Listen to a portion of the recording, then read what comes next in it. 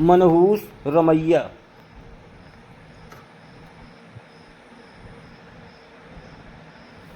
कहानी है मनहूस रमैया। रमैया नाम के एक आदमी के विषय में नगर भर में ये प्रसिद्ध था कि जो कोई प्रातः उसकी सूरत देख लेता था उसे दिन भर खाने को नहीं मिलता था, इसलिए सुबह सुबह कोई उसके सामने आना पसंद नहीं करता था। किसी तरह ये बात राजा कृष्णदेव राय तक पहुंच गई। उन्होंने सोचा इस बात की परीक्षा करनी चाहिए। उन्होंने रमैया को बुलवाकर रात को अपने साथ के कक्ष में सुला दिया और दूसरे दिन प्रातः उठने पर सबसे पहले उसी की सूरत देखी।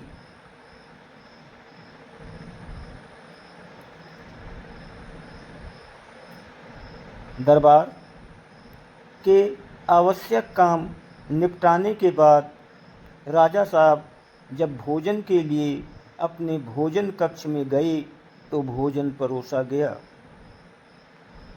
अभी राजा ने पहला कौर ही उठाया था कि खाने में मक्खी दिखाई दी।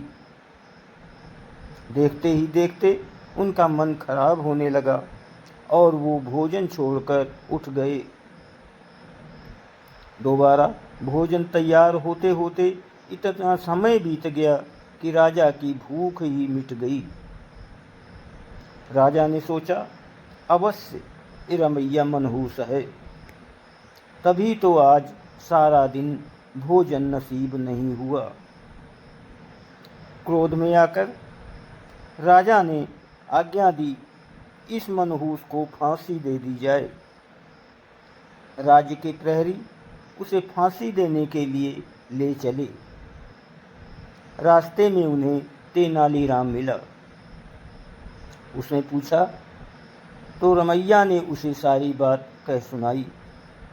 तेनालीराम ने उसे धीरज बंधाया और उसके कान में कहा, तुम्हें फांसी देने से पहले ये तुम्हारी अंतिम इच्छा पूछेंगे।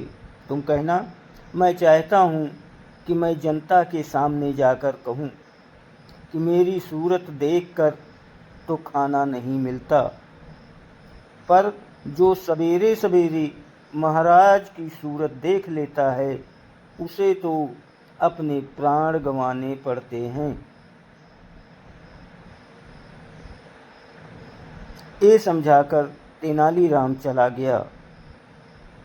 फांसी देने से पहले प्रहरियों ने रमैया से पूछा, तुम्हारी अंतिम इच्छा क्या है?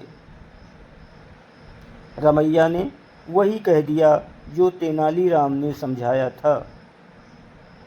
प्रहरी उसकी अनोखी इच्छा सुनकर चकित रह गए। उन्होंने रमैया की अंतिम इच्छा राजा को बताई। सुनकर राजा सन्न रह गए।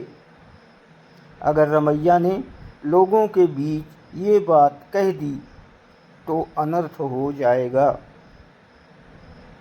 उन्होंने रमैया को बुलवाकर बहुत सा पुरस्कार दिया और कहा, ये बात किसी से मत कहना। दोस्तों, वीडियो को लाइक और सब्सक्राइब ज़रूर करें, आपकी बहुत मेहरबानी होगी।